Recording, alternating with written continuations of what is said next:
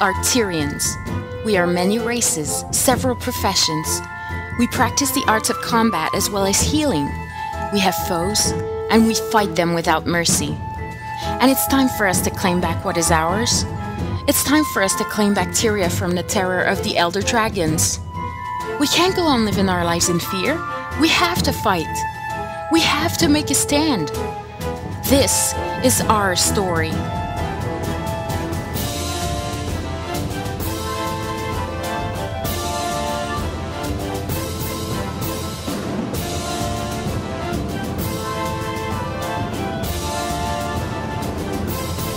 Hello, everyone, and welcome to episode number 19 of the Chronicles of Tyria podcast.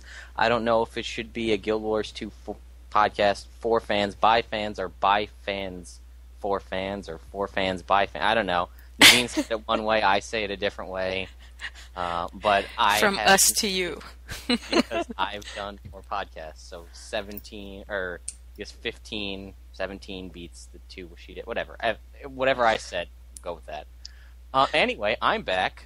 As you can tell, my fried from, all that time in the sun and, relaxing all that time. It's rough.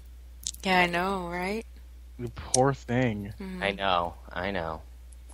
But anyway, I'm here with Naveen. Hello. And Dint. Hey! And Casey. Hello.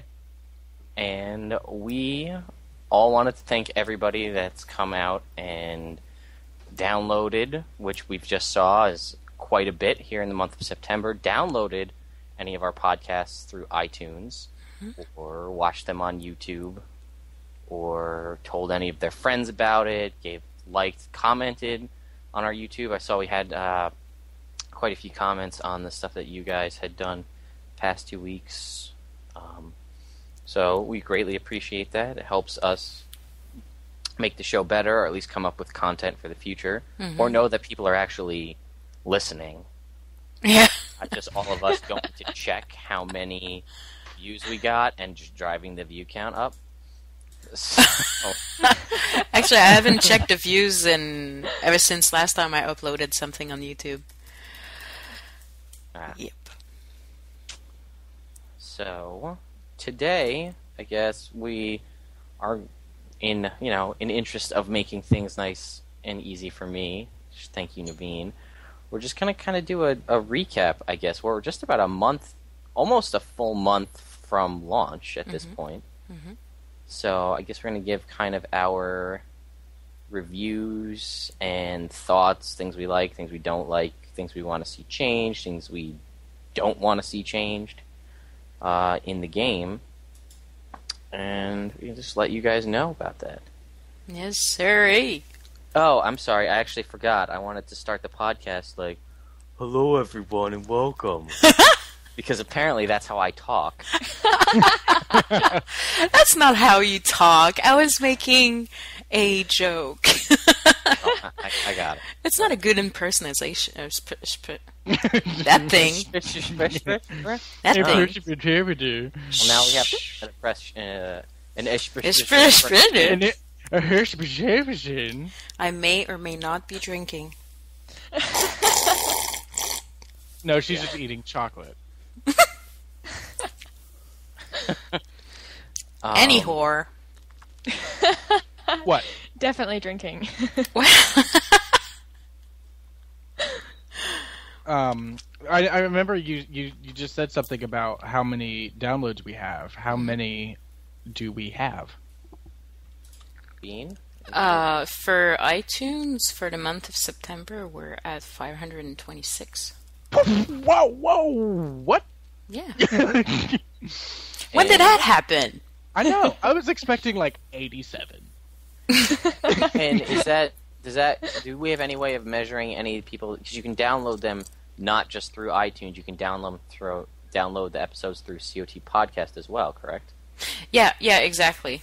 Do we have any figures on how many people downloaded it directly from the website? Yeah, I could check that out. Okay. If you want to look that up. Oh, we actually have We have more reviews other than the one I left on there on iTunes. Oh, we do? Yeah, Read 'em off. because there was the review I left, which said best podcast in the world. I don't know what I would be doing with my life without CoTPodcast. I love you. What? That's actually a comment? That's what I left. When it first went live on iTunes, that's what I put. And then someone by the name of, oh Jesus, for crying out loud, the name of XAEKYX. I'm just going to spell it. Rated it 5 stars. Said the hosts are fun. I hope they continue to do more lore podcasts or upload past ones they've done. Nivi. Yeah, that counts into data for our hosting service, so I could do that, but it's gonna take a while before I do. So shake cakes. Shake your cakes. And then Kale B. Huff. Oh, Caleb! Caleb Huff. There we go. I said Kale B. Huff. Yeah. Caleb Huff said awesome, rated it 5 stars. Says, coming from a fellow podcaster, I could say the show is awesome. Love listening at work. Keep it up, guys. That's cool. I didn't even see that. Caleb is actually from Tyria After Dark. Nice. Which I wanted to talk about in our community piece, which is actually a pretty cool coincidence. Nice segue. Segue! Was there any other comments, Dent? No, those are the only 3. Okay, then yeah, why don't we hear But what Caleb left his on the 14th of September. Okay. So, Naveen, you wanted to talk community stuff? Sure. Yeah, well, talking about Tyria After Dark, they're basically a podcast from Gaming After Dark. If you go to gamingafterdark.com, it'll link you to their webpage, and they have 3 podcasts. One is Gaming After Dark, where they talk about, different games around and just have a chat about it. Tyria After Dark is, Tyria, so Guild Wars 2 is a podcast about Guild Wars 2, and it's hosted by Caleb and Nick. And it's a very good podcast. They're very easy guys to listen to. Easy guys to listen to. You guys are easy. No. That's not what I meant. It's an easy show to listen to. The guys are really... They look like really cool people. And the show is very cool. They just talk, about Guild Wars 2 and what they've been doing in game. And they have a 3rd podcast on there, which is called Go Mad, which is Grumpy Old Men After Dark, which is a podcast for 40 years old and plus. The players who play games, basically. Yeah, so they do have those 3 websites. So they have a podcast, they have a forum, they have, member area. You can be a sponsor, you can become a sponsor for them. If you can just donate like $1 to them, you'll be basically a sponsor. They have Twitter and Facebook and everything. And I really suggest that if you're really into the game, into Guild Wars 2 or any other games, I think Minecraft is one of them, definitely take a listen to Tyria After Dark. And they actually record their show live on YouTube. And the last show I watched live on YouTube as well, and I was just having a chat with them in the chat room, and yeah, it was pretty cool. So definitely have a listen to them. They're a very good podcast. And for a second segment to the community piece, I would let everyone know that we started doing memes on our Facebook page. So they're Guild Wars 2 memes. And if you guys want to participate, all you have to do is just create your own meme, post it on Facebook, on our page. Or if you don't know how to create one, just give us your idea and we'll make it for you. So yeah, just join up our Facebook, facebook.com/Chronicles of Tyria. And that's it for the community piece. All right, I guess. I don't even know how you respond to that. Proper response is, but that's. Thank you. I was doing my Oprah impression there. Oh. Everyone gets a community piece. You have to be a secret lesbian though. Oh, really? Okay. Maybe I am. Casey. What? You, Gail. Moving on. Yep. All right. Now it's awkward. Sweet. Way to go, Dent. Hey, click some a little bit. Okay, that's the excuse. It's not awkward. It's just because I'm playing. Yeah. All right. So let me run over the things before we start talking about the game. I have my notes from last time. I want to from the last 2 episodes because I listened to them. They were very awesome episodes. Thank you. I like that I made it into the second one. So I just wanted to give you guys the little thoughts I had because there were some things I was like, I wish I was there because I could have said this thing or that thing. Mm-hmm. So Naveen, you had talked about how you guys were all talking about how you wanted the Codan to be a playable race. Mm-hmm. And you said you think that might be a thing that will happen. Yep. And because you said you didn't think any of the racial sympathy races would be playable. Right. And I gotta agree with that. And I mean, because it's not just the Hylic, the Skrit, and the Quaggan. There's like a couple others, but I think it's, ogres, and there's another one. What was it? Ettins, right. So I don't think you'd be playing as any of those. Right. Oh, I forgot about those. See, because I didn't go through my other characters' racial sympathies, so I didn't really take a note of which race was available. All I had was like for my elementalist. Right. I think they're Char and Norn they have one of them, and this is a mixture. All the different races have a mixture of that. Right. Oh, I'm sorry. I just realized. I think I got it wrong. I think it was Dredge. No, I think. I don't think it's Dredge. Maybe Yeah? it is. I thought it was too, but then I looked it up today, and I could have sworn it. Maybe it is Dredge. I don't know. Not ambitious enough to check it right now. Who cares? So Give someone the pleasure of correcting us. yeah, that's fine. So Zoo. yeah. So I know, didn't you felt bad that one episode where they both, I guess it was 2 weeks ago, where they both, because they both had notes and you didn't have any. I've decided I'm making a formal stance against notes. I'm Tyrion's against notes. That's me. I just made it up now. Yes, exactly. Tan. Because you're tan, because you spent a week on a cruise. Exactly. He made that on purpose. Yes, absolutely. It was all part of the plan. No, I'm making a formal stance against notes because that's a thing that I just came up with. So, there we go. Because he doesn't want to do notes. Represent. See, whatever. I got followers Burn up now. gang signs. Got this. Yeah, exactly. Picket signs and come up with a slogan.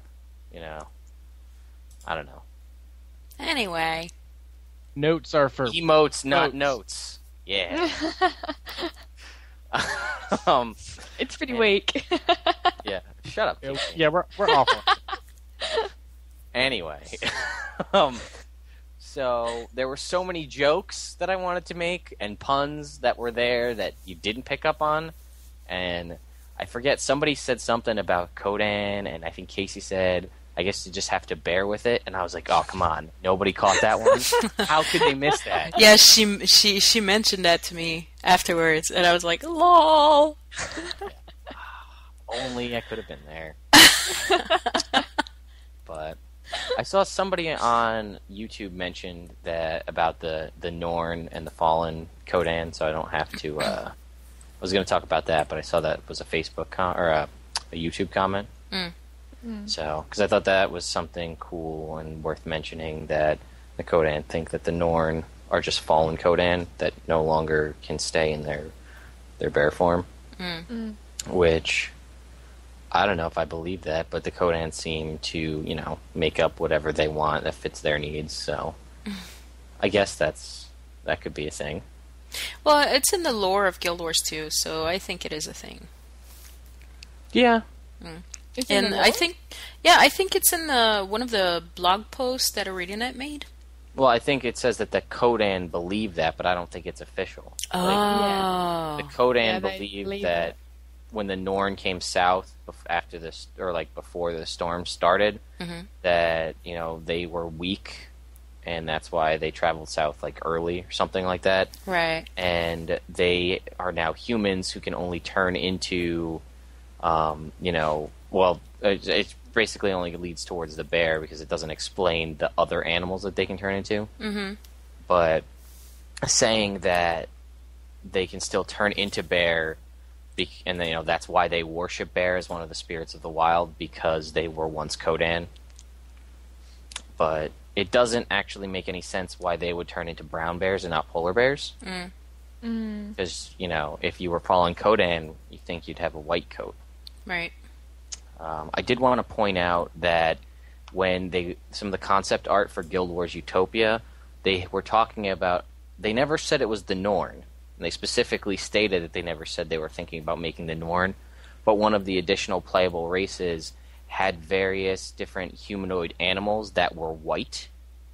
It was a white polar bear with bluish tattoos, but then there was also a white-haired warthog humanoid thing with blue tattoos. So they may have just tweaked that and then taken that concept and used that to make the Kodan.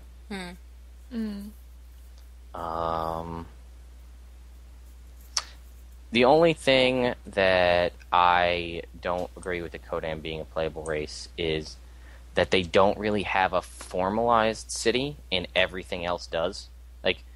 I'm 100% convinced that the Tengu will be a playable race. It's too hard for them to not be. Stuff they've done, but they have a temple, their whole city, which we know, Dint said when he talked about them, is divided into 4 different, tribes, as it were. Mm-hmm. And that, think about it, there's one of your personal story questions right there. Which tribe do you belong to? And then that'll help drive your personal story. Mm-hmm. And then, there's 4 different districts in the town, there's all the districts for Divinity's Reach. Mm-hmm. And we can't get into there because they don't want us to go there, because we're not going to get to go there till we can play as a character starting there. Yeah. And make a good playable race, of course. Everything is set up already for it to be a playable race. I actually heard 2 of them talking the other day, and I was thinking, oh my god, this is so obvious, because they were saying things they were talking with Azura, and they were basically once we can get an Azura gate in our city, we can start trade with Lion Arch and open up. And so basically they're just saying, basically when the gate gets in there, basically we're going to see the Tengu. Yeah. Well, there you go. Man. Yeah, because I think that that's my only concern, is the Kodan is kind of similar to the Norn, and it might be too similar, I think, not for us, because we know that there's a big difference, but if you think about, a casual gamer that doesn't know anything about Guild Wars, they're going to be like, oh, there's these bear people, and then there's these bear people. Why is there 2 bear people? So, I figure they can be like, oh, there's bear people, and then there's bird people. That makes sense. But, and there's plant people, and there's...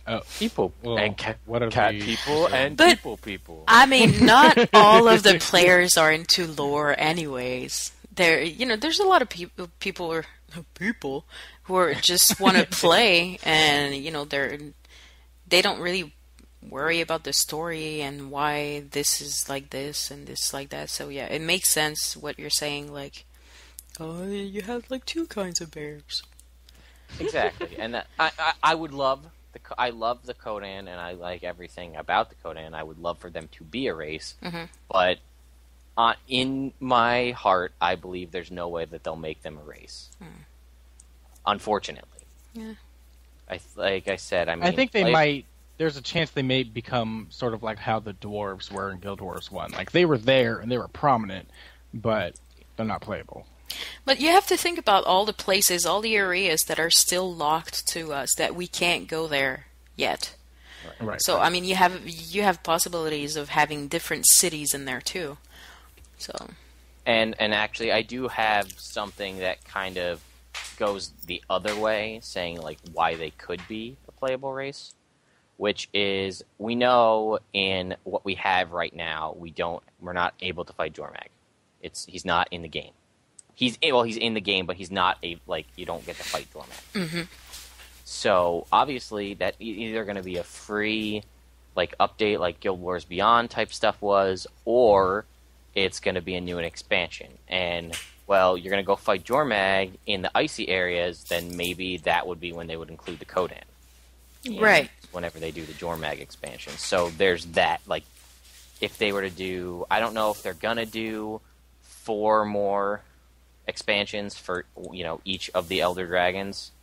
And then, that would be, well, here's one expansion where you get to fight this Elder Dragon, and each expansion comes with a new race. Maybe. Mm-hmm. I think that would be kind of cool. Yeah. Well, sort of like what they did with Guild Wars 1, where each campaign had different professions. Right, yeah, exactly. I figure playable races are something they can add into the game, and it won't, totally debalance the game. Mm-hmm. And it won't, it won't make, it won't break the balance and break the game. You have to worry about now we have to manage another profession and make sure it's not overpowered in PvP and all this other stuff. Right. So races would be fine. I think new weapons. I think a lot of people are agreeing with. They think whips are going to be the next weapon because there's so many different whip weapons that you pick up for various dynamic events. Mm-hmm. So I think that might be a thing. Okay, noob question. What's a whips? A whip, as in multiple whips, or Oh, a whip! Oh, a whip! A whip! Yes, Sorry. Julie, a whip. A whip! Whipped cream. Yes. Why are you acting weird? But yeah, as in multiple. Yeah. Gotcha. Yeah. Gotcha. So that was pretty much it for the races episode. Other than that, awesome job. Thanks. I don't think the Jotun are going to be playable, unfortunately, either. What do you mean, unfortunately? Oh, What do you mean, unfortunately? Oh, all right. But I figure, there's a lot of history there, and you know how much I like the lore and stuff like that, so there would be the potential for a lot of interesting stuff. Mm-hmm. Assuming you could learn anything about their actual history. Yeah. Well, it reminds me. I started a Norn this week, and with the Norn, you get to see a lot of Jotuns and stuff. You get into stories with lots of Jotuns and get to learn, about their king, their elder kings and stuff. Mm-hmm. So I was like, oh man, I wish I'd played a Norn before doing a podcast because there's so many things about them, and I would have played my Norn way more to learn more about the Jotun. But the more I played my personal story and met a Jotun like that, the more I think that they could at one time be a playable race. But that's a very big could. Yeah. So, but let's not totally talk about future playable races yet. We'll save that for maybe when we start talking about things we want them to put in the game. Mm-hmm. And then I just had a couple of things about the history, which I would like to point out. If anybody went out and got, I don't know if it's in their regular, but I know it's definitely in the collector edition strategy guide. In the beginning of the book, there's a whole section that talks about all of the different races.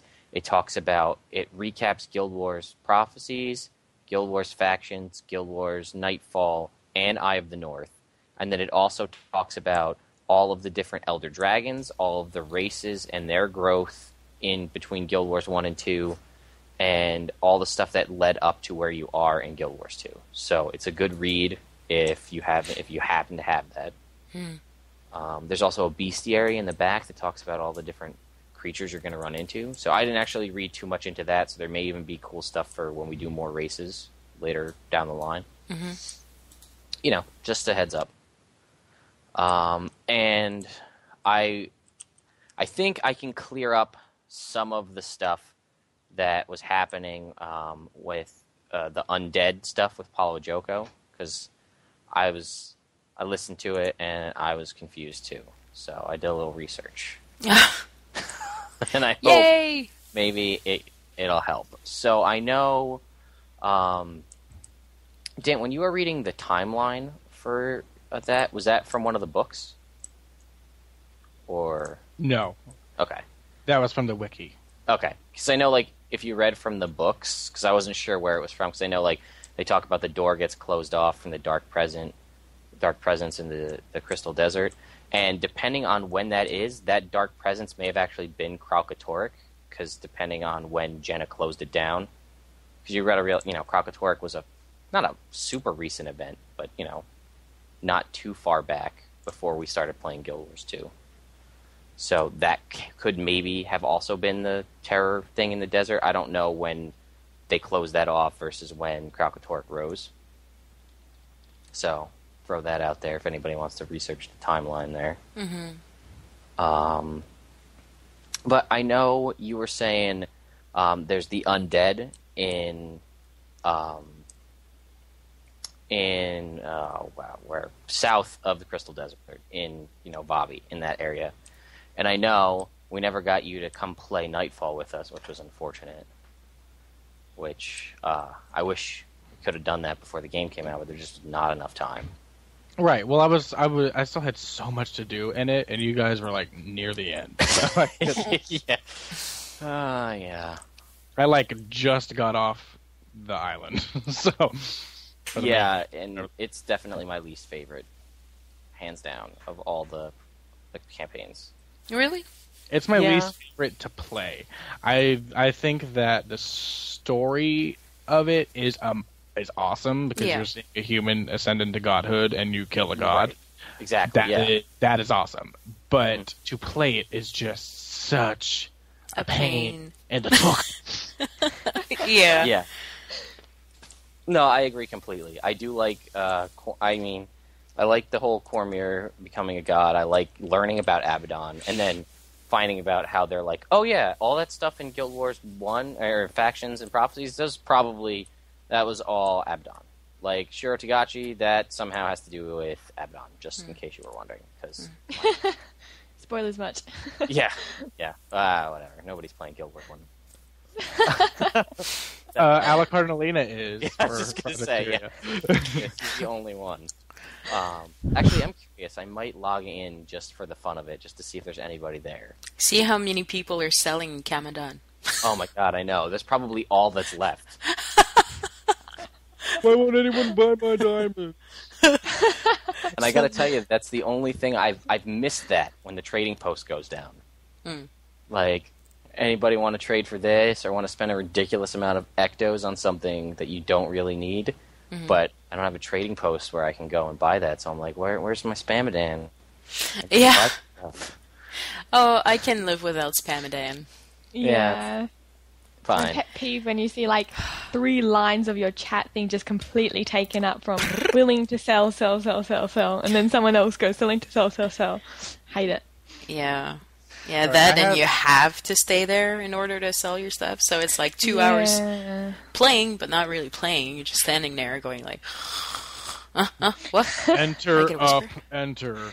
Enter, up, enter. Exactly. Yeah. Enter, up, enter. I have a question from Dan. Okay. And I told Anavri, who is telling Dan for me, that we will only answer this question if he would actually listen to the freaking podcast for once. Yeah, that's fair. He responded, he's listened to it twice. I said he was an awful friend. I've said that before many times. Oh. And, the only people that don't listen to the podcast are my friends and family. any of my friends. My mom listens. Yeah, any of my friends and family in the guild, they're like, no, we don't listen to that shit. I'm like, oh. They're like, it's so long, and I'm like, people say they would listen to it if it was longer. Yeah. Awful.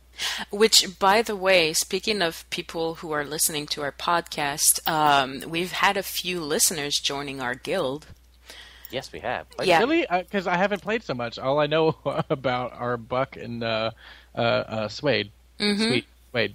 But there's a few others, and I am terrible. I have a very bad memory, and I should have noted their names on a piece of paper, but I can't remember their names. But they do... Stop listening now. I'm sorry. I love you guys.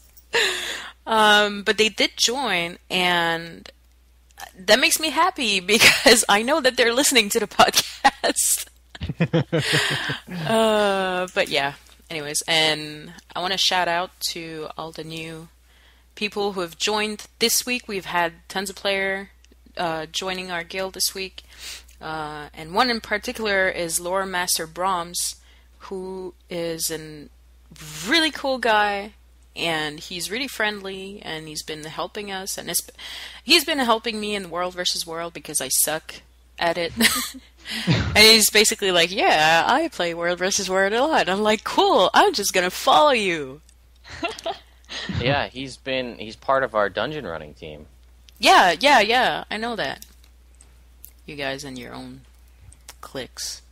Yeah, me and Casey and Brahms and then Jalinar, and then Robert and Avery. Mm-hmm. See, I had a click, and then all of a sudden I stumbled upon this very busy real life, and I log back in, and no one knows who I am. That's not true. Well, I logged in. No, there was one time I logged in, and I was like, "Hey, everyone!" They were like, "Hey." Who the fuck is that? And I was like, "Yeah." They're like, "Oh, are you new?" I was like, "Oh my god!" It feels like it's been years since I've been on.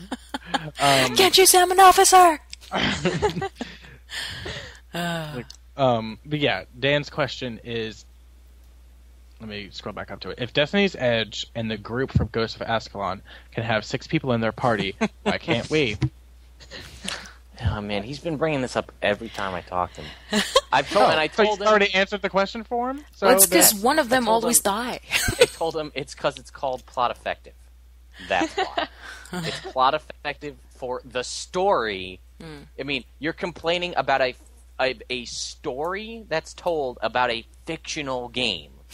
Like, I mean, this was before the game existed. There were no rules. You could make up whatever you wanted. You know, what's her face? Colleen summons all sorts of undead skeleton minions that she sees on the ground. You don't summon minions like that in Guild Wars 2. You summon weird little whatever the hell they are that pop up on the ground. Yeah. Dan's in trouble. Out of the grand. I said grand because Casey said Dan and it confused me. They just pop up out of some weird portal somewhere. And, you know, because they make the whole point where Douglas like, no, don't do that. They were good people that just died or something. Mm-hmm. And, you know, now it's like, oh, well, that's kind of dumb because necromancers just summon their minions from some weird portal and they look nothing like a human. Yeah. I think, though, that it was changed, you know, from the book being written to the game actually, you know, the game mechanics actually being created and finalized. I think it was changed to regular Necro that we used to know in Guild Wars 1 to the Necro that we know now.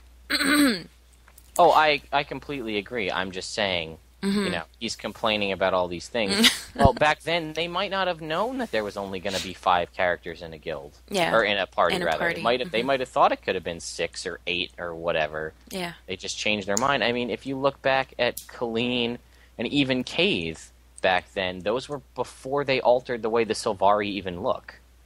So they were still based off of the original... So I think at one point someone's referred to as one of the Sylvaris as being kind of elf-ish. Yeah. Something like that, and that's totally not what they're like at all now. Mm-mm. So the real test would be, if whenever Rhys Sosby gets her ass around to finishing Sea of Sorrows. She's a very busy woman. Yeah, no, I understand that, but I'm saying whenever she finishes that, that'll be the true testament, because the game is out, we're playing the game. If there's like weird stuff like that, then it's like, okay, then I'll give Dan credit for his comment. But right now, null and void.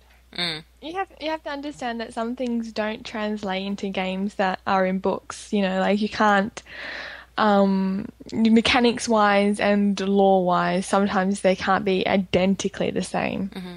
No, absolutely. Well, it's like, it's not Snaff. What's the Asura's name in Ghost of Ascalon? I can't remember. Gad. Gad, yes, thank you. At some points in the book, he takes out potions out of his bag to, like, cure people. Mm. Oh, that's a flag. Yeah. Is it Cranks? No. It's Gad. Wait, that's not Gad. Gad is in Guild Wars 1. It's Cranks. It's Cranks, yeah.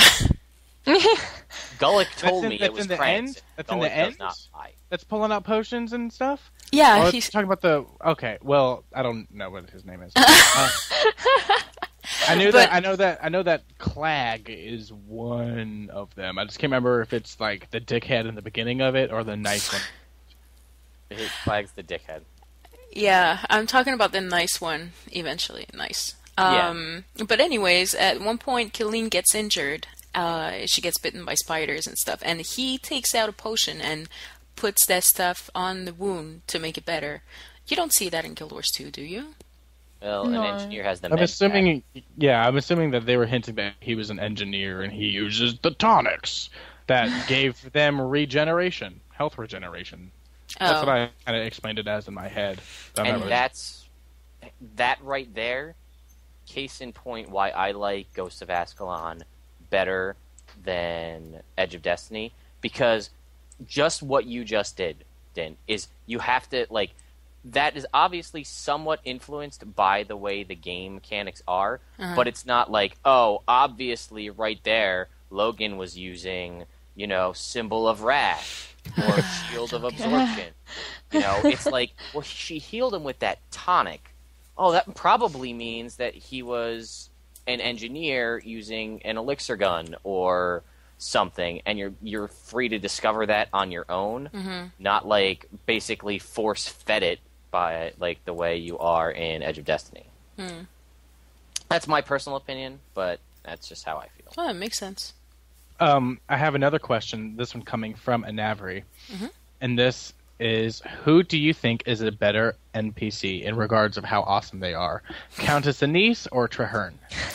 Oh, that is not coming from Anavri. That's from Dan. That's for sure. Because Dan has the biggest crush on Countess Anise. Yeah. He wants to marry that. But everyone's favoring Traherne because he can summon 4 flesh golems at once. I prefer Traherne because he revives me if I go down. I if don't even know who Traherne is because I haven't played him forever. Oh, you poor thing. He's a major. He yeah, he's a you'll Sylvari, so think about it that way. I would choose Countess Anise just because if I'd hang out with her, I'd be closer to Logan all the time. So you have such a hard-on for Logan. I do. And my husband knows about it, so I'm cool. Actually, when I made that meme about Logan's hair and the L'Oreal commercial thing, because he's worth it, someone in Guild Chat mentioned something relating to that. She said 50 Shades of Logan's hair. Yeah, I saw that. Because I was sniffing Logan's hair. Anyways, we're This has moved well beyond I have an in-game crush to like this is creepy. Like Naveen, I think you're a predator. No. My husband even bought me the Logan Mini so I can walk around with him. Okay, see, that's what makes you the predator. Anyways, yeah, I would choose Countess Anise. No way. No way. And she does magic. She can change you into other people. Shh, he can't do that. Jahear's like super stoic. Like I don't have a crush on him, but I think he's pretty badass. Like if I could choose anyone to have by my side, it would be him. Yeah. Well. I would hope he didn't have a crush on him. He's a tree. Are you racist? In other ways, you can have like I don't know, a man crush. Men have it, so girls can have it. Well, try explaining that to Zoo because he is obsessed with Cave. With Cave, yeah.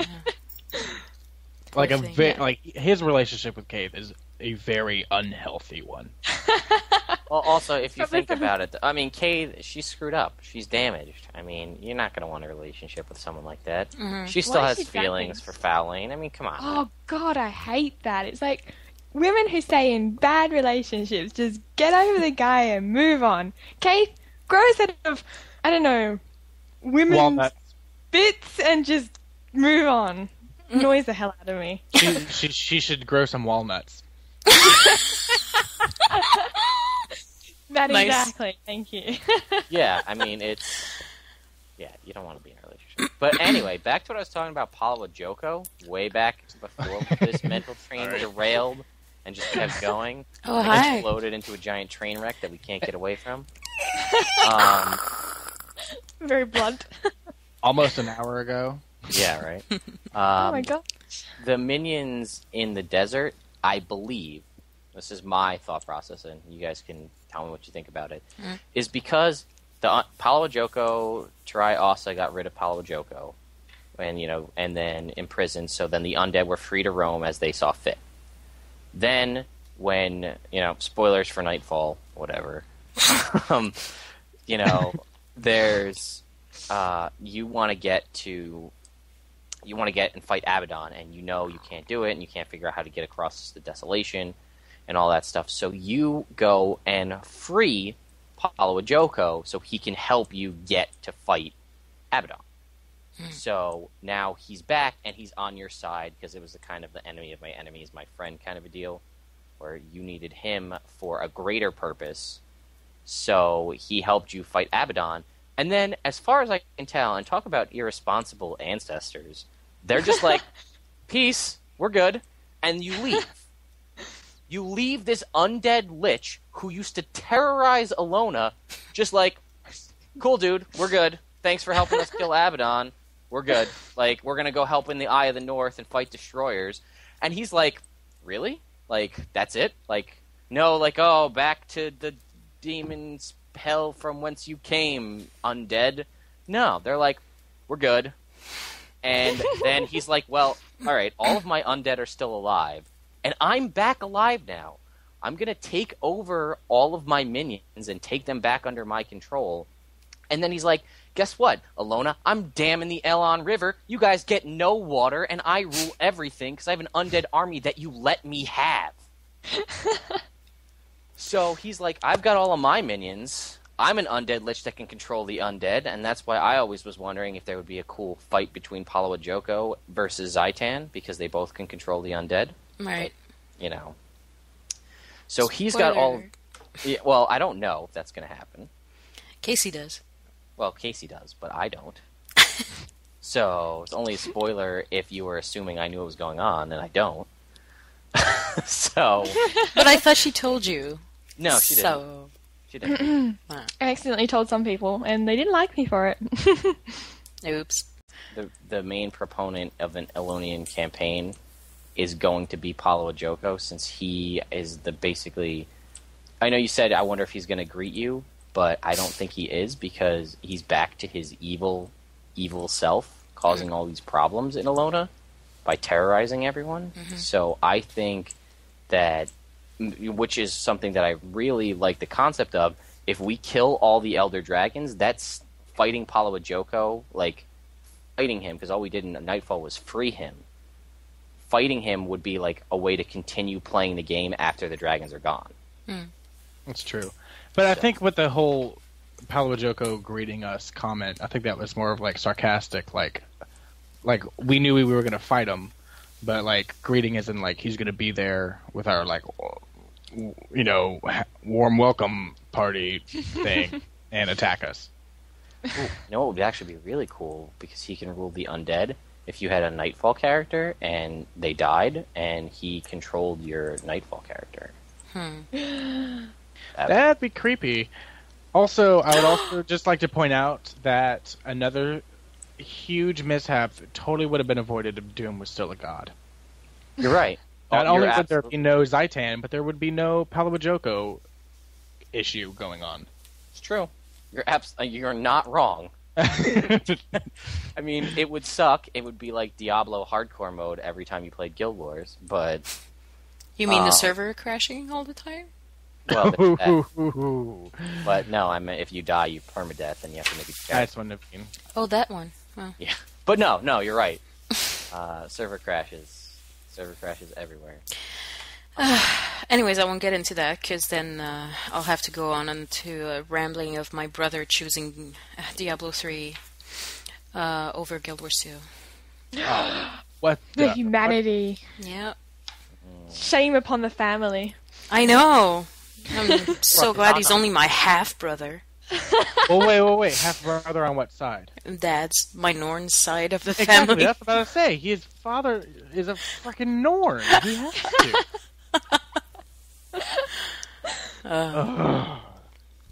Any whore. I thought there would be greater glory in Diablo 3.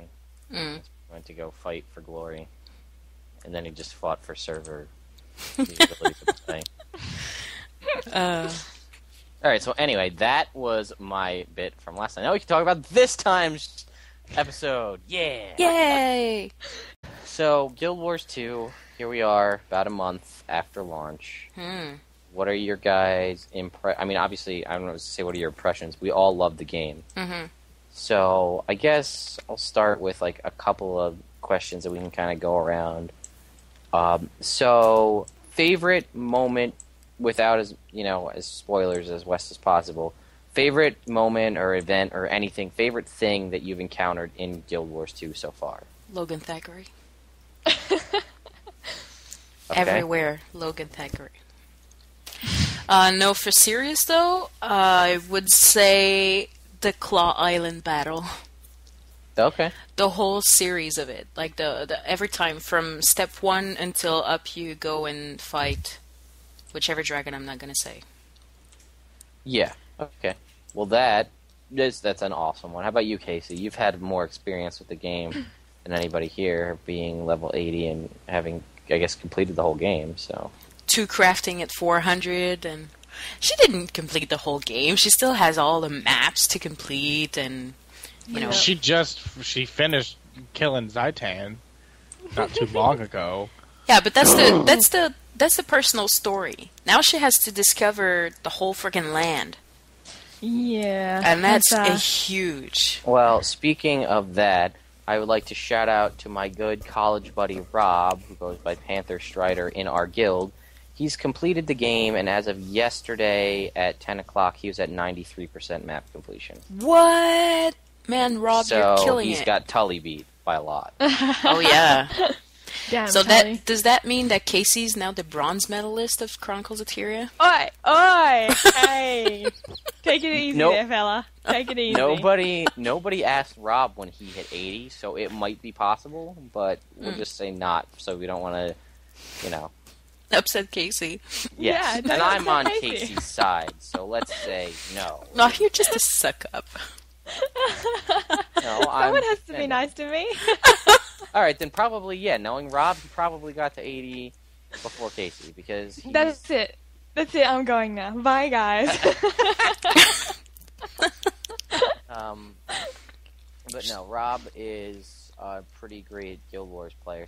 Guild Wars 1, he maxed out his Hall of Monuments, and he was going to go for God Walking Amongst Mere Mortals, and he almost had enough, but he just didn't want to spend, get all the money, because you need to do all the consumable things to get it. Right. Mm-hmm. And that's just a ton of money to get those titles. So. Wow, well, way to go, Rob. I didn't even know that. I didn't notice. See, that's one thing I'd like... That's another point.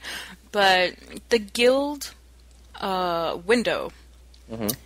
it says all your levels and everything in the ranks and people who were there, but there's so much that could actually be changed to make it much simpler looking. I believe, Naveen, there's actually a way to... Actually, yeah. If you go to the settings... Actually, yeah, if you go to the guild tab, the roster, and then all the way to the right, there's a little cog. Mm-hmm. And if you click that, you can uncheck, because it has status, whether they're online or not, their rank in the guild, their location currently. Oh, yeah, I know that. Okay. I know that, but I'm just... The way they designed it, to me, it just seems confusing. It was so simple with the Guild Wars 1 window, and maybe I'm just, biased, and I just preferred that window over the Guild Wars 2 one. But if they were to design their guild, not rooster, but roster, the rooster. in game, and just, put the Guild Wars 1 guild window like this and add the crafting, location, and level next to it, that would be just perfect. Yeah, I agree. It was so much like the tiered structure of it was very easy to read. It was easy to tell when the officers were on, when members were on, when the leader was on, that kind of stuff. When they were last on, Yeah, absolutely. You're 100% right. I wish that they would do that. Because to me, it just seems like, okay, let's take a bunch of information and shove it up in a window. And that's it. Just, you guys, if you don't like it, there's a little settings cog, and, set it up the way you want it. But it's not working like that. Not to me anyways. There's probably people out there liking it, but I don't. The promotion, demotion, kicking thing is not working correctly for me. Oh, no, it's bugged. Yeah. Oh, okay. I didn't know if it was officially bugged or if it was just me. No. It really is bugged. And the guild system has been bugged ever since Head Start. There's so much improvement, but I guess they're not really, taking the time to fix that because they want to fix all the problems that are preventing people from playing. Right. I mean, I'm not complaining. I was just like... Oh, I'm complaining. Yeah. I was actually saying this the other day, is that I feel like a lot of bits in the game feel, I don't want to say half-finished, because people are going to be like, oh, they released the game half-finished, but they kind of released it with the expectation that they would be able to improve it over time. So I feel like a lot of things, especially MMOs, they often get 10 times better. Like Guild Wars got 10 times better over time. So I think that will be the same for Guild Wars 2. Oh, definitely. Definitely. But like you say, I think they set up, the expectation way too high for the average players who, don't really understand how MMOs work. Yeah. And how their mechanics work. There's a bunch of people working on that game. And to me, it's like, and that's totally normal. When you try to fix something, sometimes 10 other things breaks. I feel that this is what's happening right now. They're trying to fix one thing, the trading post goes down. They try to fix the trading post, the mail-in system breaks. It's always like something linked to whatever. It eventually goes under maintenance, and then, events start to be bugged. The voice acting stops working. All these little things. Anyways, I shouldn't be complaining because the game is great. ArenaNet is an amazing team. And, I'm pretty sure that in a month from now, it's going to be much, much, much different. Yeah. But, it doesn't stop it from being annoying. Yeah, very annoying. And if I'd be the average player that's not, that's never played Guild Wars 1 and is just like going to Best Buy, seeing the box, and just, I'm going to buy that game.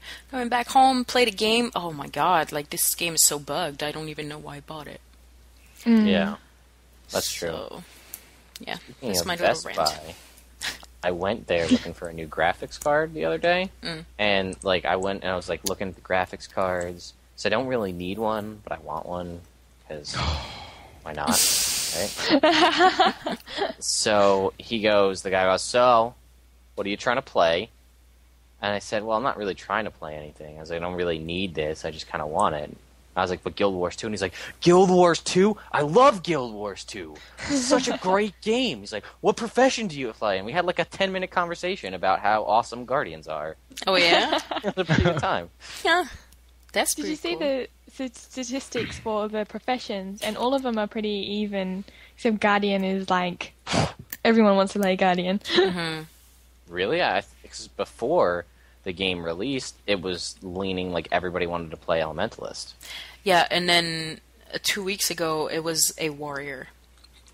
Oh, I yeah. think as the game is progressing, people are trying out all the different classes, well, professions, I should say. You know, and it's changing a lot. And believe it or not, and I was surprised by this, but I think it was like 70% of the players are male. I mean, the characters. Oh, yeah? Oh, Yeah. wow. Yeah. And I was like, what? Wait, what? That don't make can't no be. damn sense. Yeah. There Because should of be a how lot many more gender guys playing benders there girls. are. Yeah. So, yeah. I think maybe the guys look really cool on this, so, you know, because in some other games, guys look really corny or they don't look so crash hot, and the girls look awesome because they have like this really, the armor has been put like 10 hours put into, so it looks all skimpy and cool, and you know, because that's what people like. Yeah. But in this one, I think the guys actually look really cool and epic. Oh, yeah. So it's a lot easier for guys to identify with their characters on that level. Mm-hmm.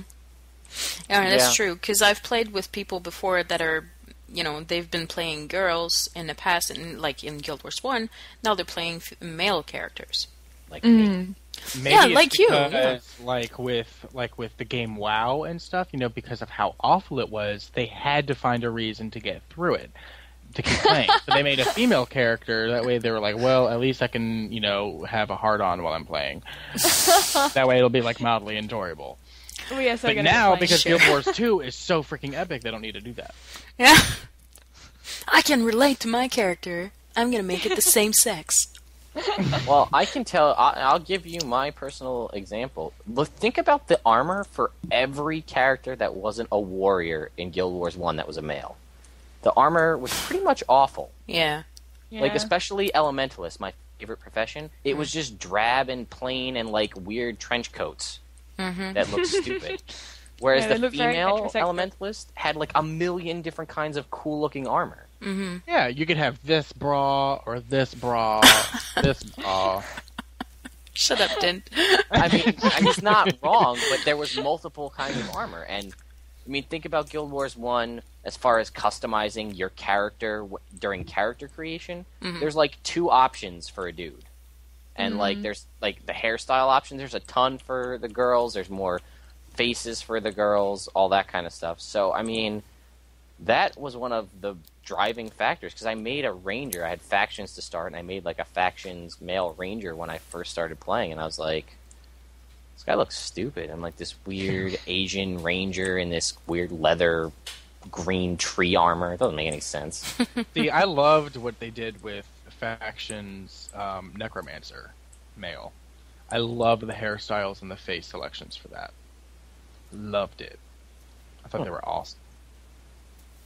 Yeah, Speaking of, you know, styles, they should really add stuff to the Asura and Sylvari and oh, absolutely. Yeah. That is a Oh, I big think they disappointment. will maybe in due time, but right now they're just like everything's broken, and then they have.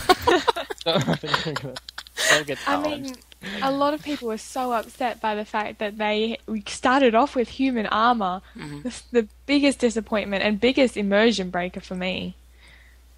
You know, starting off with that armor and then walking around, and the trees would all be like, everything is Sylvari, everything is so uniquely Sylvari, and then it just completely broke it when you're wearing these stuff that just didn't seem to fit in the place. Yeah. Which it doesn't really affect the Azura so much, because the Azura kind of do wear similar stuff, which, you know, can be kind of looked over. yeah, but it's mini-sized. Mm. But I mean, the Sylvari is the same height-ish as a human, so I mean, and if you put a helmet on it, you can't really tell the difference between human and Sylvari. Yeah. So No, I agree. I think, and actually, I was reading a Reddit thread, just a random one, on the Guild Wars 2 subreddit, and there was a whole discussion about how they, and like, I mean, I don't know the type of people that were writing this, but about how they thought there was not enough skimpy armor for female characters. What? For medium armor classes.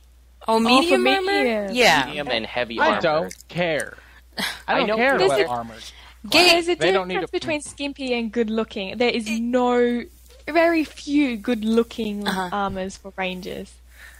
If you want to go for a pirate look, you're fine, but anything else, nah. Yeah. I agree. I just, but then there were the other guys that agreed with, they said, I think there needs to be more revealing armor for both males and females, and their reasoning was not everybody likes to make the kind of male, like, warrior-type character that's a juggernaut in giant armor. Some of them like to go with, like, berserker-style setup where they have most of their skin exposed because they're reckless and they don't care, and they'll just run in and, like a Conan the Barbarian type of guy. And there's what, Show like, that skin, girl. Hey.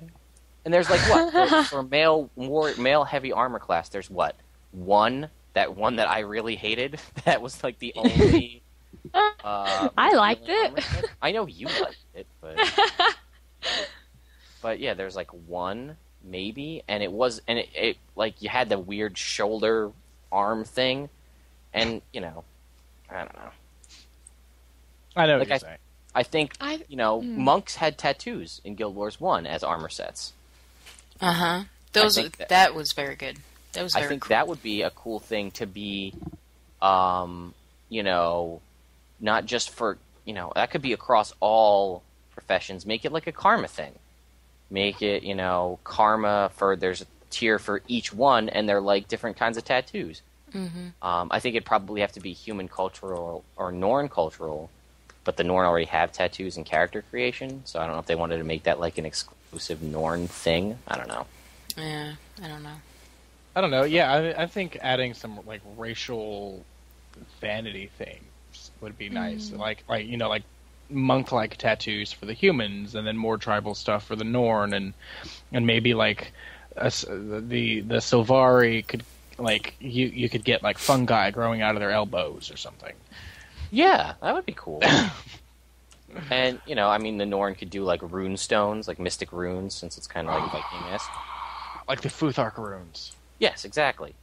And you could do, like you said, fungi. I don't know what you could do for Asura, but still, something.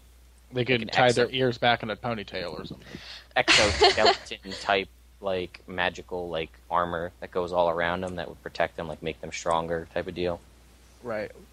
Well, if we were talking about like some sort of, there's just like a vanity type thing, like with the tattoos for the humans and the tattoos for the Norn, like maybe the Asuran could go for more of like the scarification thing that the necromancers had, and they're like etching in like these arcane symbols. Yeah. On their big ass head. ArenaNet. You better be listening. And then the Char, they could take like cat toys and stuff and like tie them around their wrists for like bracelets. No. Yes. You just think how far I would agree with you, weren't you? I'm agreeing with that. They could use this one. It's not jingling anymore. No. The joke is lost. But or they could like have patterns shaved into their fur or something. I don't know. Or they could dye their fur. They could be like Paris Hilton's little Chihuahua and have their dyed pink, or Jeffree Star's little poodle thingy, whatever type of dog that is. Have a bright pink Char. Yep. I don't know. Casey, what's your favorite thing in Guild Wars? Oh, we circled back. There's just so many, and I can't really think of it off the top of my head, but what I am thinking about is probably, like, this isn't like a big high-level moment or anything like that, but basically I was in Gandharan Fields, and I saw some kids running, like 3 of them just running anyway. Like, those kids are up to no good. I know what kids are like in this game. So I ran after them. And it's like, oh, come help us find the pie. Don't laugh. I know what you're thinking. All I'm saying is Naveen is no longer the predator, and I take back what I said. I knew you were going to say something like that. I knew it. I'm getting good at detecting. I have to stop myself before I say it. So anyway, I followed the kids, and they were like, "Come help us find buried treasure." And it was really weird because there was 3 kids together, one a Char, a Norn, and a human child, and they're talking about treasure. So I thought, oh, I'll help them and protect them because there's no doubt they're going to get attacked. And this Enton came running towards us, and I'm like thinking, oh crap, I have to deal with knockdown. I don't have anything equipped for knockdown. You know, it's going to be a bad fight, but I'll do it. I've got to protect these kids. So he runs up to us, and then he goes, "What you doing?" And the kids are like, "Oh, we're going to go find some buried treasure. Are you going to hurt us or anything?" And then he was like, "I want to come get treasure too." And like the thing was friendly, and like in the end he came and helped protect the kids. And the kids got to the area, and they're like looking around for it, and they're having fun playing around, and all of a sudden the kids like, "What's that in the water?" I'm like, shit's gonna go down. And this big brood mother comes out, and basically you have to protect the kids, which is the real big event. But all that was pretty mind-blowing for me, all this, continuation. But afterwards I talked to them, and they were like, "Oh yeah, we're actually adopted, like we're all brothers and sisters, but we're different because we're adopted." And they had this big story about how they were adopted and who their mother was. So I knew their mother because they told me. But then 2 seconds later, their mother came running down, and she's like, "What are you kids doing? I've been looking for you everywhere." And they're like, "Oh, looking for treasure." And she's like, "No, come back home now." And like, I thought that was absolutely amazing. That sort of continuation just blew my mind, absolutely blew my mind. That, I followed these kids, they had this story, and then, this Enton didn't turn out. That shocked me. The Enton came and helped us, then, fought the brood mother, then I heard about their mother, and then the mother came and picked them up. Like, that feels so real. That's pretty cool. What happened to the Enton? The Enton just went, oh, and just left. He went back into his hill. How did he go? It's like, if Ettons would be a playable race, I'd name one Sylvester Stallone. Or just Stallone. Hey, Naveen. I want to play with some kids. That's terrifying. It reminds me of that guy from the Goonies. Hey, you guys. It reminds me of Naveen's impersonation of what? It reminds me of your impersonation of Lagwin. You're such a snacker. Oh, and I'd like to point out that I've gotten Naveen to admit herself that she's a slacker. Winning. That's just because I wanted you to shut up about it. Yeah, well, it's not going to happen. Not picking on Casey anymore. We're going to double up on Naveen.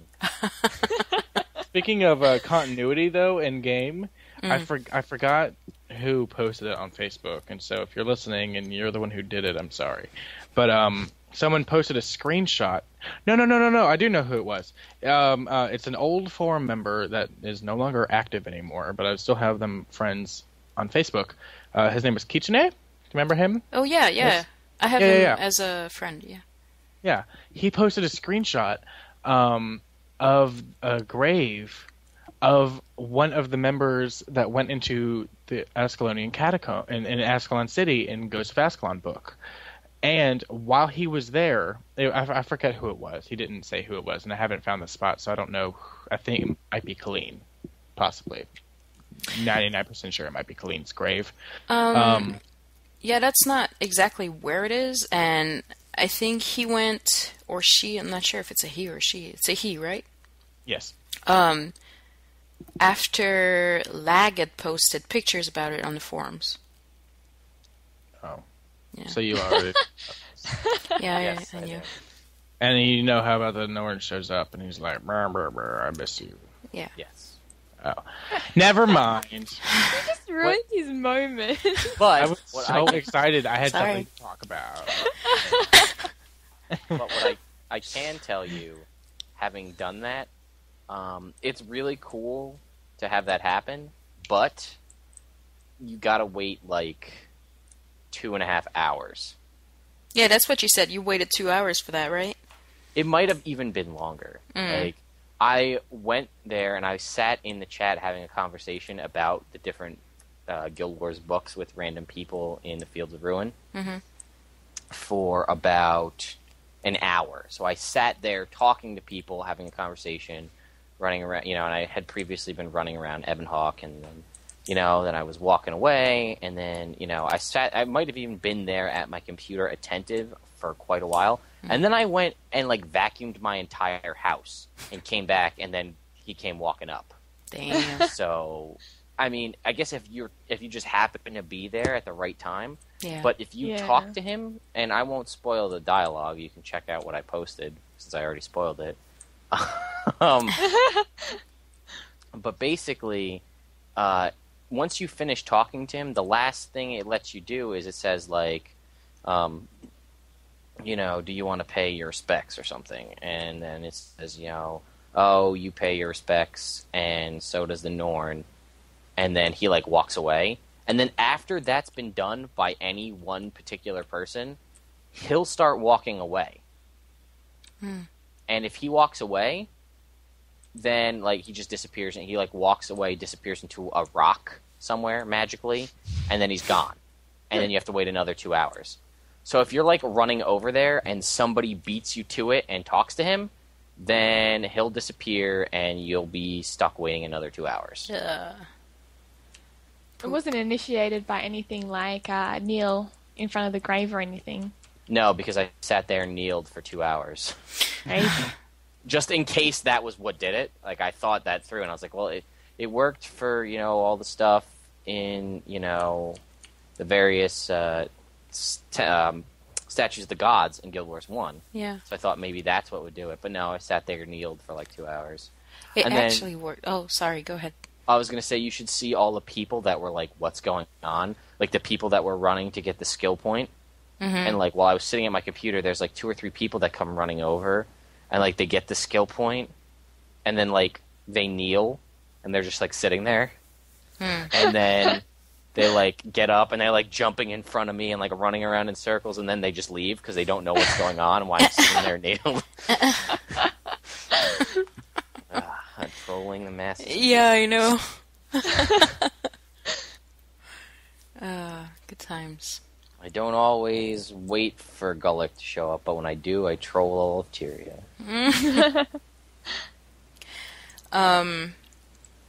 Another point I wanted to talk about with not me, but Casey, because ArenaNet came up with a Mac version of the Guild Wars 2 client, and some of you know that Casey and I are playing on an iMac, but I haven't tried it yet, and you have.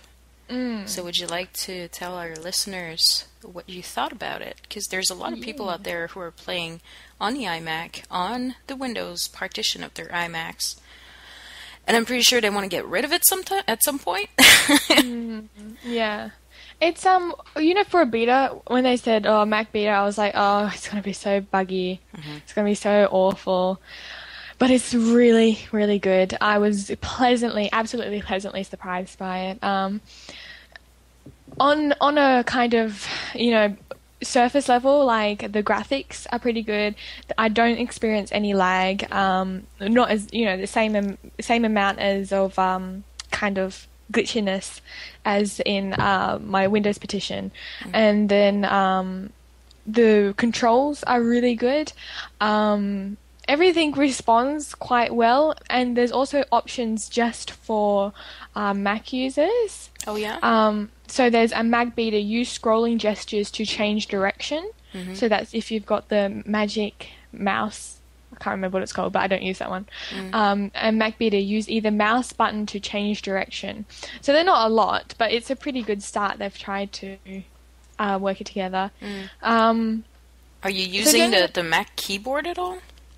Yes, I'm using the little keyboard. Okay, and have you noticed the difference? Because I know that when I play on the Windows version, I can't use F1, F2, F3, F4, because those are like the brightness for my screen and stuff like that, and it won't work. Does this work for you on the Mac version? You have to use function F1, which is a bit tedious for other people, but perhaps you can rebind it or something like that. Like I use a Nostromo, so I don't use the keyboard for when I'm playing. I only use it for typing. So, you do have to use function F1, which is not too hard on the hand. I mean, you have to use your pinky to get down to the function, and depending on how big your hands are, it can be a bit difficult. Yeah, but the keyboard is rather small anyways. Yeah, so it's bearable. So that's pretty easy to do. Running around using the keys is pretty nice as well, nice and responsive.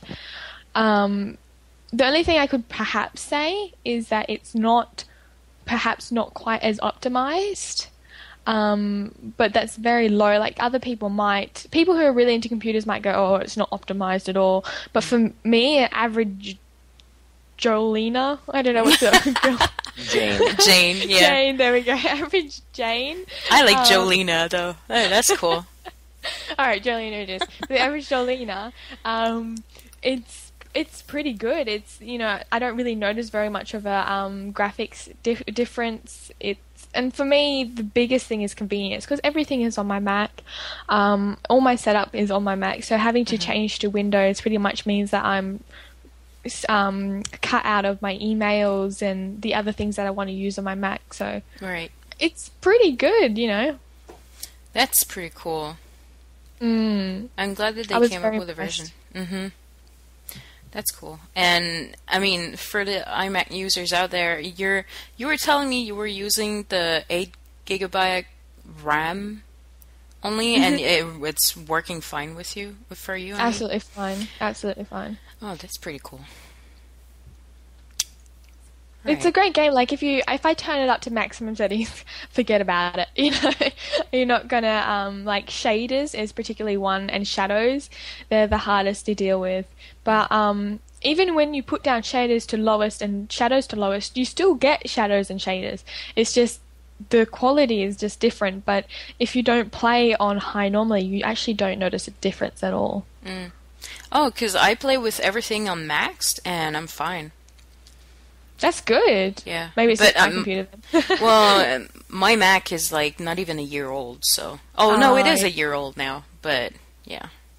No, mine's a bit older. Oh. Inherited it from my dad. Aw, yay! Yeah! Free computer! Yeah. That's what I said. Yeah. Well, that's pretty cool. So I'm quite happy with that, and hopefully people will start playing on the Mac. Power to Mac! Yay! And I'm just going to get so much hate from that. I know, right? Yeah. It's funny people's reaction when you say you're on a Mac. Like, people instantly think that they have the right to, like, just go, that's stupid, you shouldn't be doing that. Like, I can't think of any other situation where people think it's all right to turn around and go, you're stupid for using a Mac. Except for when you told me that you were using a Mac. That's fine. What did I tell you stupid for? I don't know. Aside from Macking Talk. Macking Talk? Oh, boo-boo. That wasn't even intentional. Anyway, anything else Guild Wars 2 related you guys wanted to talk about?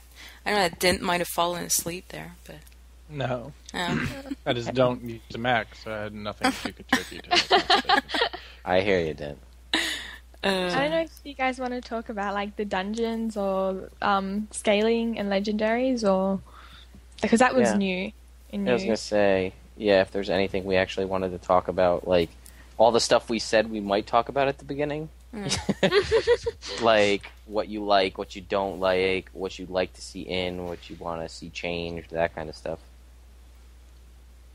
Go, Dent. There is nothing. I haven't played in 2 weeks. Yeah, Dent just wants to play. Okay. Naveen, go.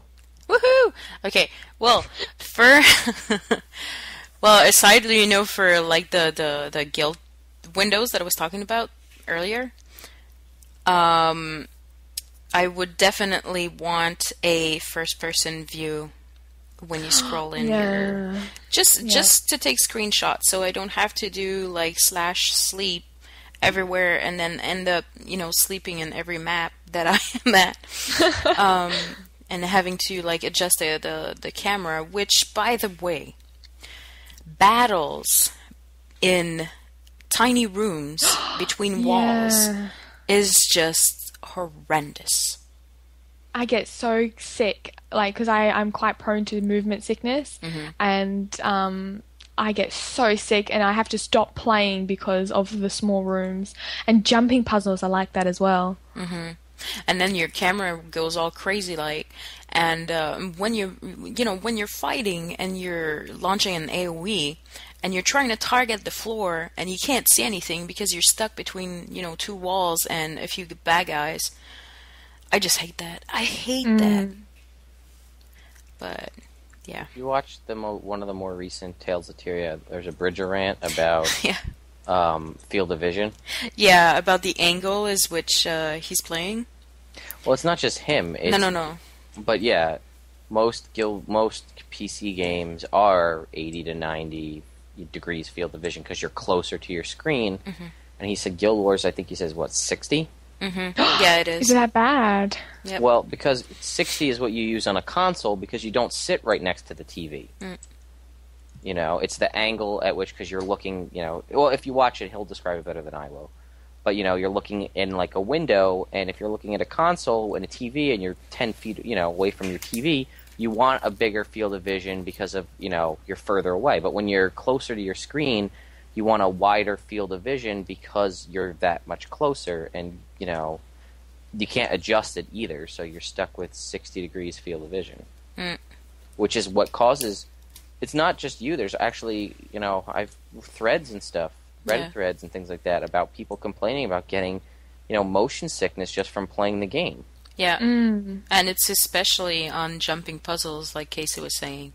Yeah. Like, it's crazy. You're trying to jump at one point, and then you have to switch your camera, and you're like, okay, I'm just going to lean back in my chair just for 30 seconds. Yeah. Okay, look at the screen again. It's bad. Yeah. All right. Is that all for you, Naveen?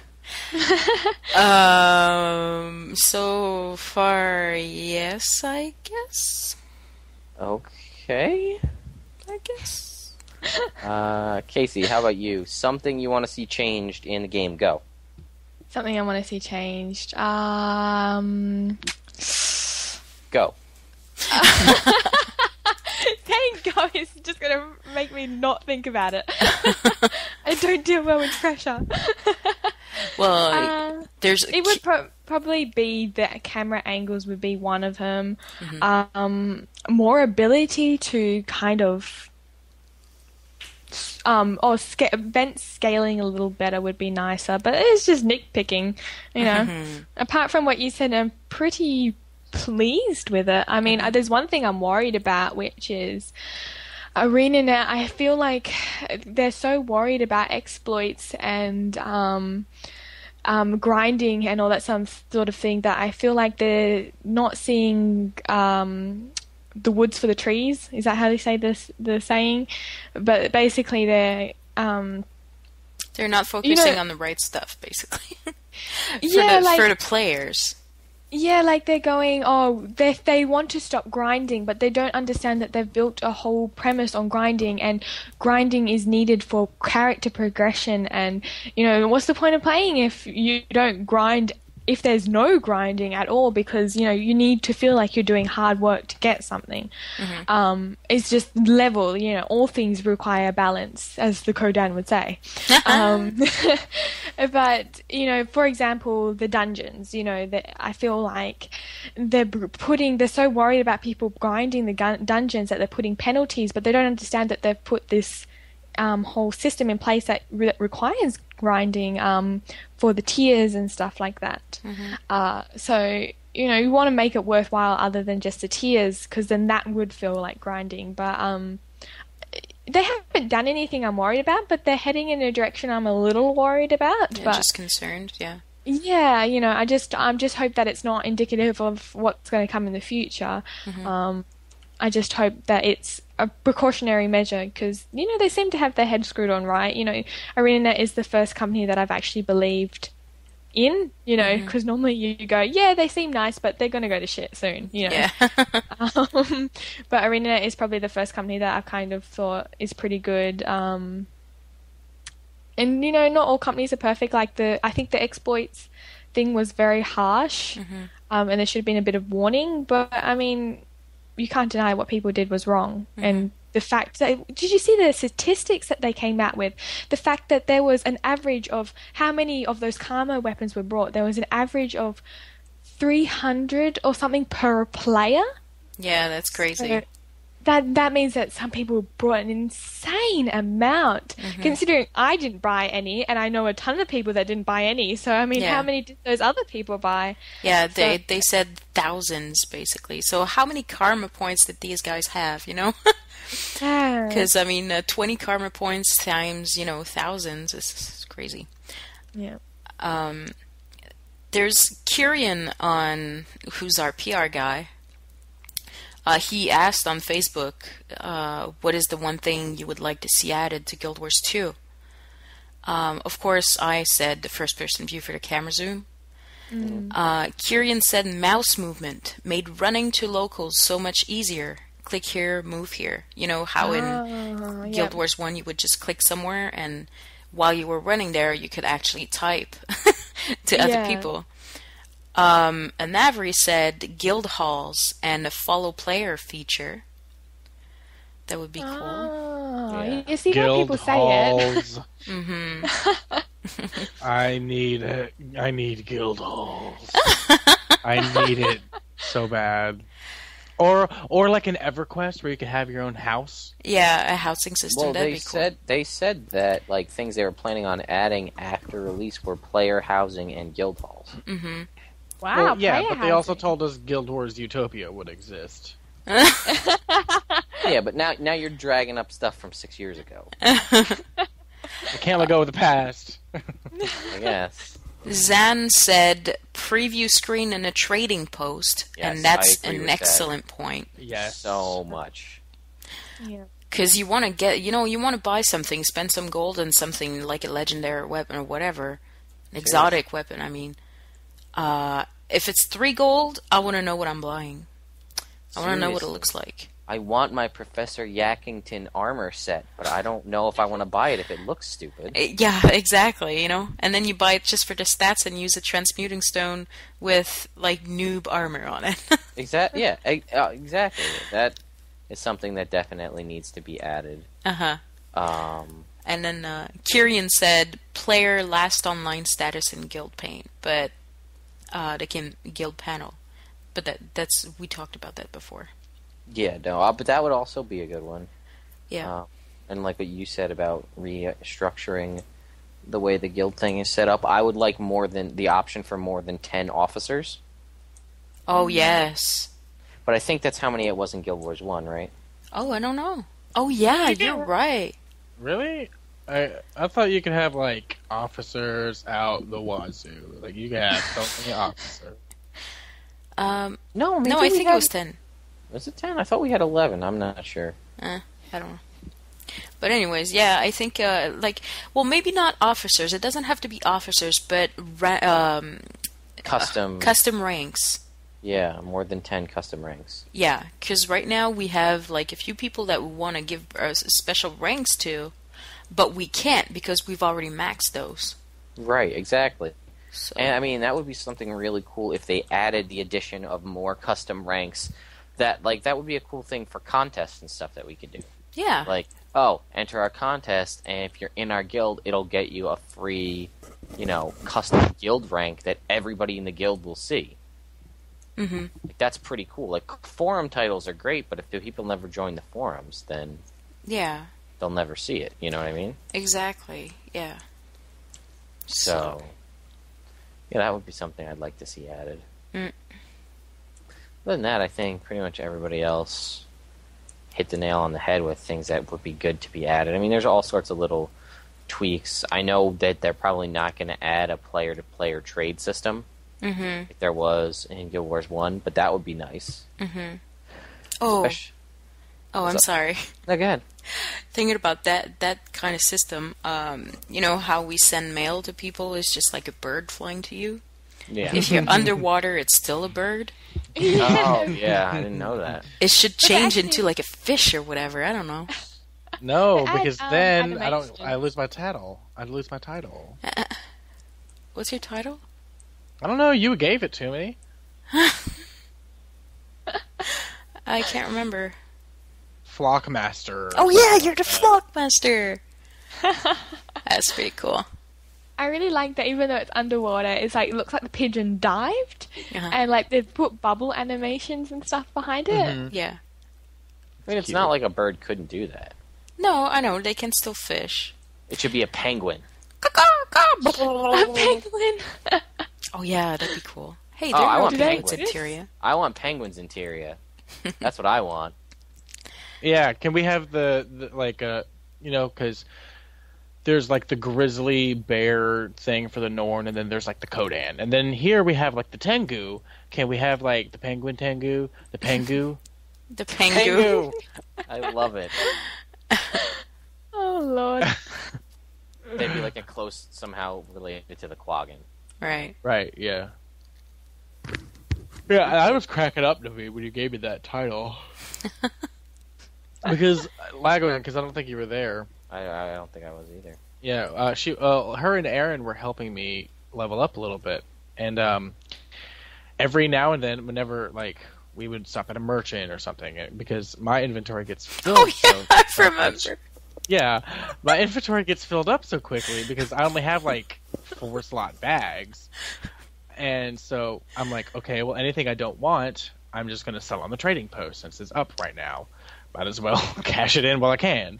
And so every single thing I got that I didn't want, I would sell on the trading post. And so I would stop every now and then, and I would just sell everything. I didn't realize that every time you put something on the trading post, there's a bird. There's a bird that comes out of your head. It comes down flying. Whoever bought it. Comes down flying to your character, picks up the item. Of course, you don't see the item, and then flies off. But then here's Dint selling every freaking thing he has in his inventory, and then the bird goes, and then another one, and I'm like, what the hell? Like, is someone hacking his account or something? Like, I'm like, what's up with all these birds, Dint? And I was like, what are you talking about? No idea what you're talking about. And then I guess she was like, I don't know, maybe it's like a glitch or something. And so then we kept going, and then we were underwater in like this little Quaggan town, and then it just happened again. It was like, phew, phew, phew, phew. She goes, why are there birds underwater? Yeah, and then I called him the Flockmaster. Yeah. Nice. That was funny. And then Brahms was like, did you see that? Or is the waters corrupted? Like, am I imagining things? Like, I just saw a bird on the water. Of course, it was, like, in character. Oh, nice. Oh, yeah, because I stopped role-playing then. Yeah. Instead of role-playing, like, why are there so many freaking birds? Underwater. You're Sylvari, right, Dent? No, I'm human. Yeah. Oh, you went back to human, that's right. Yeah. I was going to say, because that would be a very legitimate question for a Sylvari.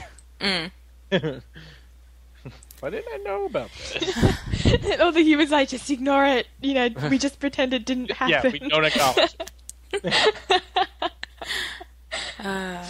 We've been trying to get them to cut that shit out for years. Just pay more attention. Just don't look at them and they'll stop.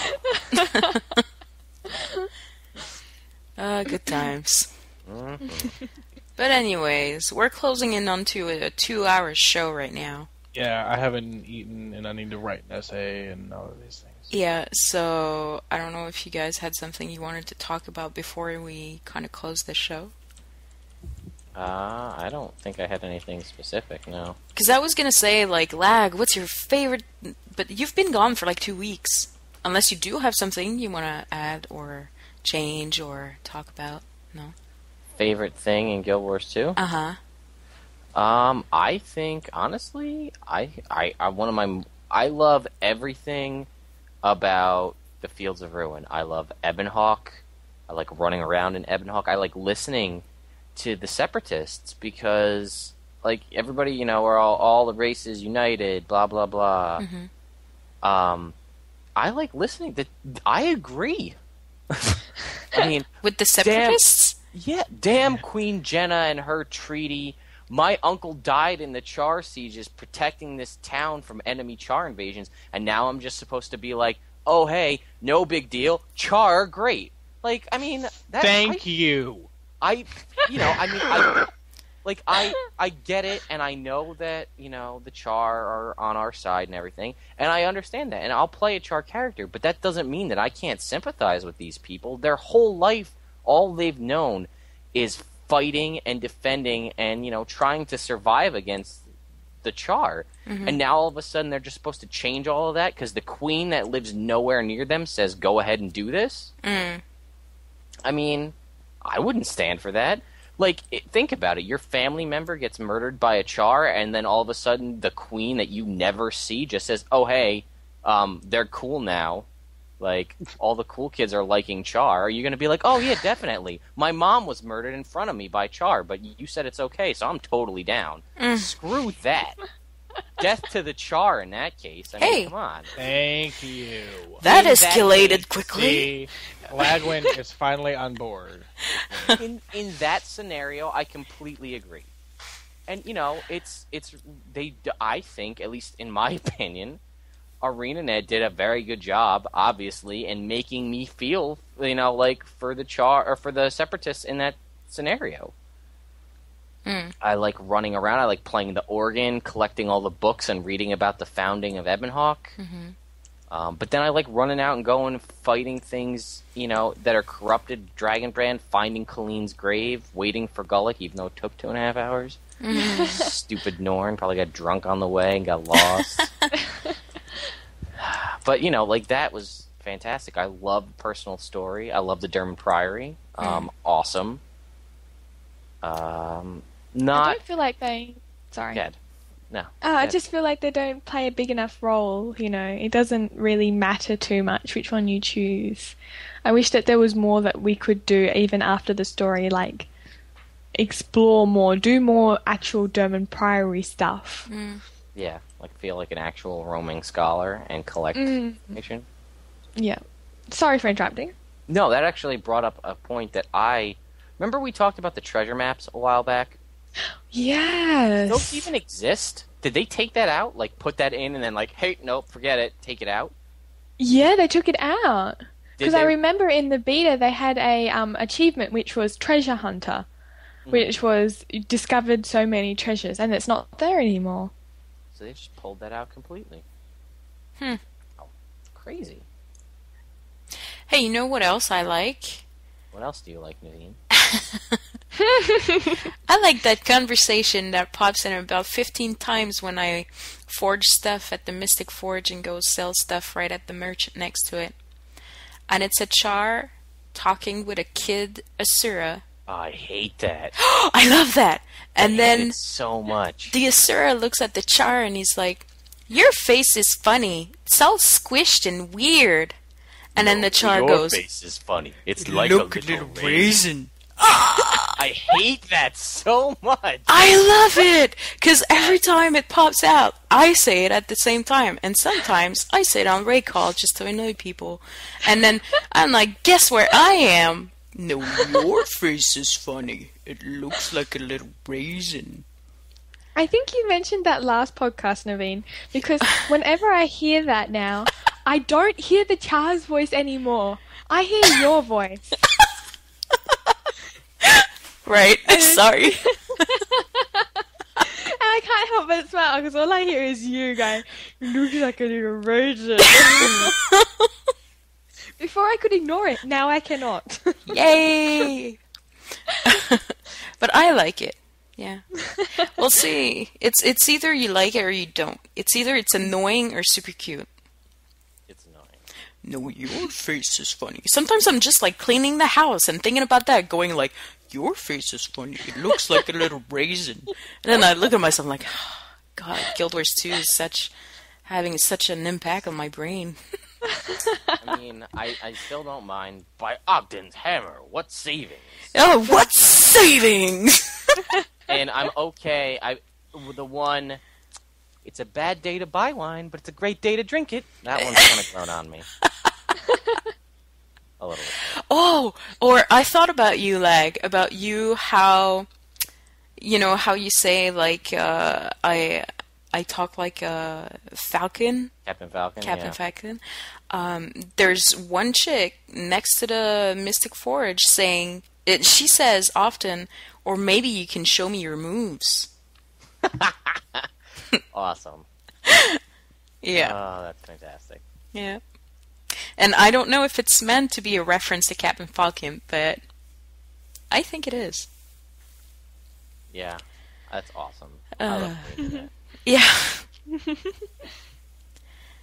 There's so many references too. I'd have to like write them down and then talk about it on the next podcast. I think that would be fun. Yeah. Do your best impressions. Oh, I'm good at that. No, I mean, I'm really bad at impressions, but I like trying to make those. Let's see, just the Lagwin impression. Oh, you're slacking to me. That's totally not what he sounds like, but that's my impression. I'm here. Oh, hi, Lag. They've listened to him for the last 2 hours and they have no idea. Exactly. I'm a mystery wrapped in an enigma. See, I'm super monotone.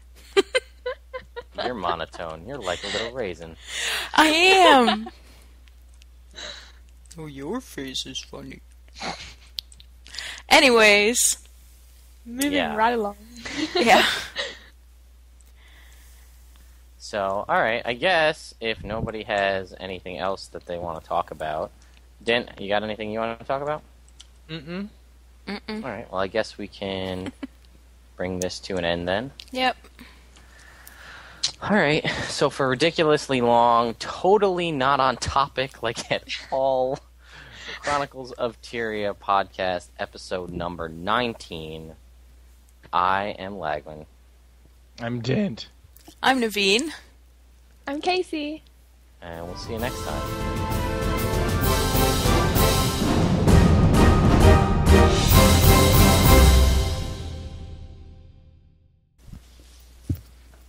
Like a little raisin.